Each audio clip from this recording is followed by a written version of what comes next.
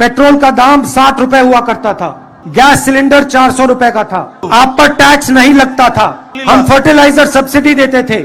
आज आप पे ऊपर जीएसटी लगता है, 100 रुपए का पेट्रोल हो गया और पूरा का पूरा फायदा 2-3 उद्योगपतियों को जाता है। शुगर केन के किसानों को सही दाम नहीं मिलता। आज मैंने किसानों से बात की और उनको आश्वासन दिया कि हम उनको सही दाम दिलवाएंगे शुगर केन के लिए, एग्रो इंडस्ट्री को प्रमोट करेंगे। सीएम ने मैंगो पल्प यूनिट की बात की थी, कुछ किया नहीं, हम ये काम करके दिखाएंगे। आखिरी बात, जब नरेंद्र मोदी प्रधानमंत्री बने थे, उन्होंने कहा था 2 करोड़ युवाओं को हर साल रोजगार दूंगा। 40 साल में सबसे ज्यादा बेरोजगारी हिंदुस्तान में आज है। सरकारी कंपनी एक के बाद एक प्राइवेटाइज की जा रही है, सरकारी रोजगार कम किया जा रहा है। हेल्थ केयर में और शिक्षा में सरकार को इंस्टीट्यूशंस बनाने चाहिए, वो सारा का सारा प्राइवेटाइज हो रहा है। ऐसा हिंदुस्तान हमें नहीं चाहिए, बेरोजगार हिंदुस्तान हमें नहीं चाहिए, गरीब हिंदुस्तान हमें नहीं चाहिए, न्याय चाहिए हमें। और यही कर्नाटक की सरकार करने जा रही है। गरीबों के लिए, किसानों के लिए, मजदूरों के लिए सरकार बनेगी। और इन्होंने जो 40% भ्रष्टाचार किया है उसको हम भूलेंगे नहीं।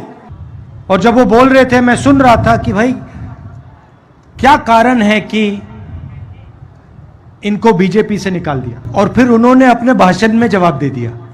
उन्होंने कहा मेरे बारे में कोई टेप नहीं है, मैंने कोई भ्रष्टाचार नहीं किया। क्योंकि इन्होंने भ्रष्टाचार नहीं किया इसलिए इनको टिकट नहीं मिला। सीधी सी बात, मतलब इन्होंने 40% नहीं खाया,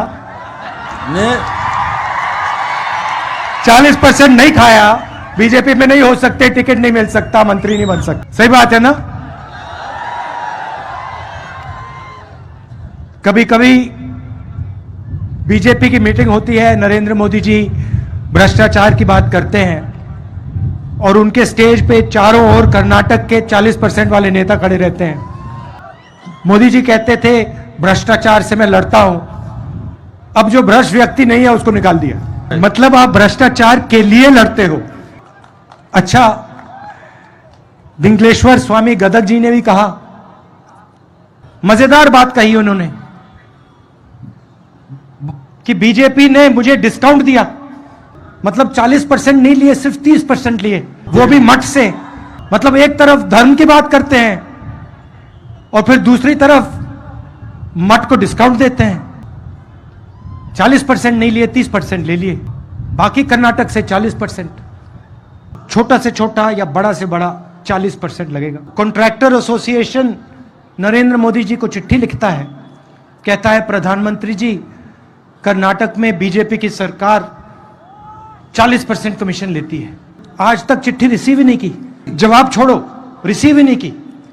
मैसूर सैंडल सोप कॉर्पोरेशन में एमएलए का बेटा 8 करोड़ रुपए कैश लिए पकड़ा जाता है। पुलिस सब इंस्पेक्टर स्कैम में 80 लाख रुपए की ब्राइब होती है। असिस्टेंट प्रोफेसर के लिए पैसा लिया जाता है, स्कैम होता है। असिस्टेंट इंजीनियर जॉब स्कैम होता है। मतलब जहां भी देखो बीजेपी के लोग 40% लेते हैं। इन्होंने सरकार बनाई, पिछली सरकार, ये भी इनकी नहीं थी, ये भी चोरी की सरकार थी। मतलब वोट किसी और को दिया, पैसा देके खरीद लिया, सरकार बना दी। अच्छा, इनका एमएलए कहता है, बीजेपी का एमएलए कहता है कि 2500 करोड़ रुपए में बीजेपी का सीएम पोस्ट खरीदा जा सकता है। मतलब आपके भविष्य की कीमत बीजेपी के मुताबिक 2500 करोड़ रुपए। इस बार 40 सीटें दे देना इनको।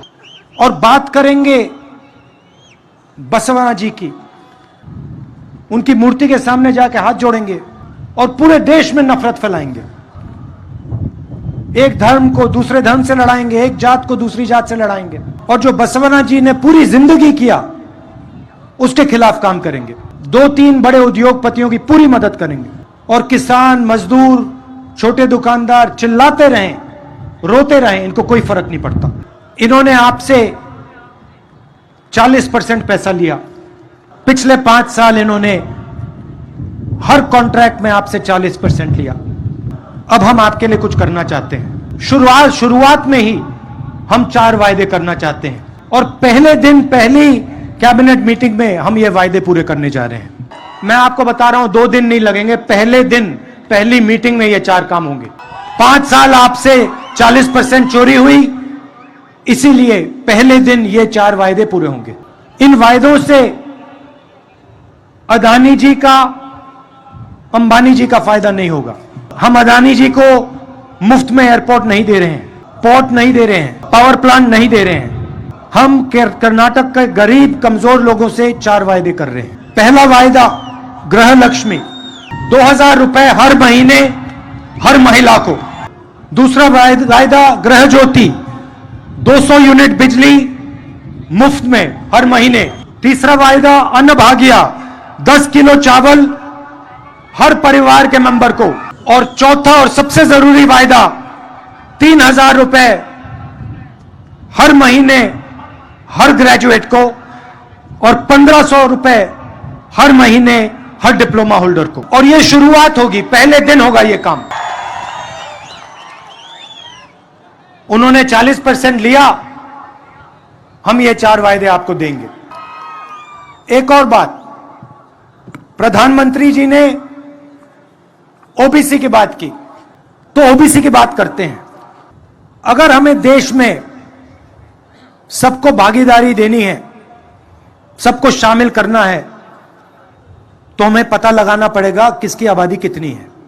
जैसे कभी आपके पैर में चोट लगे तो आप डॉक्टर के पास जाते हो और एक्सरे कराते हो। एक्सरे से पता लग जाता है कि प्रॉब्लम क्या है। जब यूपीए की सरकार थी, हमने कास्ट सेंसस करवाया था। सेंसस में हर जात के बारे में सवाल पूछा गया था। सेंसस के डेटा में है किसकी कितनी आबादी है, ओबीसी कितने हैं, दलित कितने हैं, आदिवासी कितने हैं, जनरल कितने हैं, माइनॉरिटी कितने हैं। उस एक्सरे को प्रधानमंत्री पब्लिक क्यों नहीं करते? हिंदुस्तान की जात की सच्चाई देश को क्यों नहीं बताते? क्योंकि वो सचमुच में ओबीसी की मदद नहीं करना चाहते हैं। मैं आपको छोटा सा उदाहरण देता हूं। आज हिंदुस्तान की सरकार को सेक्रेटरीज चलाते हैं। देश का पैसा, सरकार का पैसा, सरकार का बजट सेक्रेटरीज डिसाइड करते हैं। उन सेक्रेटरीज में से सिर्फ 7% ओबीसी, एससी और एसटी से आते हैं। क्या ओबीसी, एसटी और एससी की आबादी सिर्फ 7% है देश में? देश को पता लगना चाहिए कि इस देश में ओबीसी कितने हैं, दलित कितने हैं, आदिवासी कितने हैं, जनरल कितने हैं। नरेंद्र मोदी जी को एकदम कास्ट सेंसस का डेटा रिलीज कर देना चाहिए। दूसरी बात, जो रिजर्वेशन पे 50% का लिमिट रखा हुआ है, इसको एकदम हटा देना चाहिए। अगर नरेंद्र मोदी सचमुच में ओबीसी की बात करना चाहते हैं, सचमुच में ओबीसी को भागीदारी देना चाहते हैं, सचमुच में ओबीसी का भविष्य बनाना चाहते हैं, तो ये 2 कदम उठा लें। और जब तक ये काम नहीं करेंगे तब तक वो ओबीसी शब्द न प्रयोग करें, क्योंकि अगर वो सचमुच में ओबीसी को चाहते हैं तो ये 2 काम उनको पहले करने चाहिए। और तीसरी बात, जितनी आबादी एससी और एसटी की है उतना रिजर्वेशन उनको मिलना चाहिए। और प्रधानमंत्री जी, अगर आपने कास्ट सेंसस का डेटा रिलीज नहीं किया और 50% का कैप नहीं हटाया, पहले हम आप पे दबाव डालेंगे, आपसे करवाएंगे, और अगर आपने नहीं किया तो हम करेंगे। आखिरी बात मैं किसानों की करना चाहता हूं। आप याद कीजिए, जब यूपीए की सरकार थी, हमने आपका कर्जा माफ किया था। 72,000 करोड़ रुपए किसानों का माफ किया था। पेट्रोल का दाम 60 रुपए हुआ करता था, गैस सिलेंडर 400 रुपए का था, आप पर टैक्स नहीं लगता था, हम फर्टिलाइजर सब्सिडी देते थे। आज आप पे ऊपर जीएसटी लगता है, 100 रुपए का पेट्रोल हो गया, और पूरा का पूरा फायदा 2-3 उद्योगपतियों को जाता है। शुगर केन के किसानों को सही दाम नहीं मिलता। आज मैंने किसानों से बात की और उनको आश्वासन दिया कि हम उनको सही दाम दिलवाएंगे शुगर केन के लिए, एग्रो इंडस्ट्री को प्रमोट करेंगे। सीएम ने मैंगो पल्प यूनिट की बात की थी, कुछ किया नहीं, हम यह काम करके दिखाएंगे।